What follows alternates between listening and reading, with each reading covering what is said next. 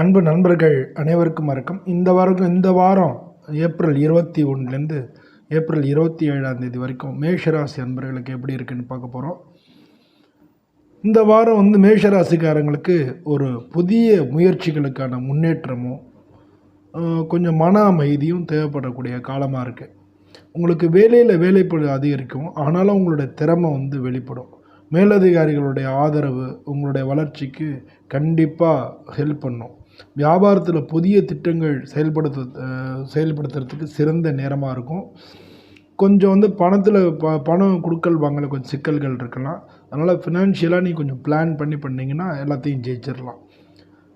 இப்போது காதலிக்கிறவங்களுக்கு நல்ல டைமாக தான் இருக்கும், ஆனால் மனம் திறந்து பேசுகிறது நல்லது. குடும்பத்தில் பாசமும் அன்பும் புரிதலும் இருக்கும். அதாவது கணவன் மனைவிக்குள்ளே நல்லாயிருக்கும். ஒரு கோயிலுக்கு போகிறது, அது மாதிரி சமய நிகழ்ச்சிகள், சந்திப்பு இதெல்லாம் நடக்கிறதுக்கான வாய்ப்புகள் இருக்குது.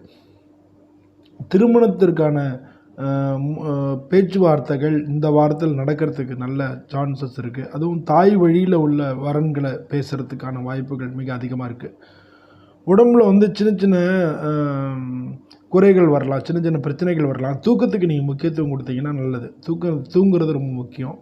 உணவில் கரெக்டாக இருக்கணும், தண்ணி அதிகமாக குடிச்சுக்கணும். ஏன்னா மேஷராசி இல்லையா, இப்போ சூரியன் அதிகமாக இருக்கக்கூடிய இந்த காலகட்டமாக இருக்குது. அதாவது இந்த வெயில், கத்திரி வெயில்னு சொல்லுவாங்க இல்லையா, அதனால் இந்த வாரம் செவ்வாய்க்கிழமை முருகனை வழிபடுறது ரொம்ப நல்லது.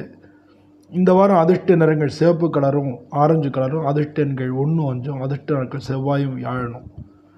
உங்கள் திறமையை நிரூபிக்கிறதுக்கு ஒரு சிறந்த வாய்ப்பு இந்த வாரம் கிடைக்கும். உங்களுடைய முயற்சிகள் எல்லாமே பயனளிக்கும். நிதானமாக செயல்படுங்க, நிச்சயமாக வெற்றி அடையலாம்.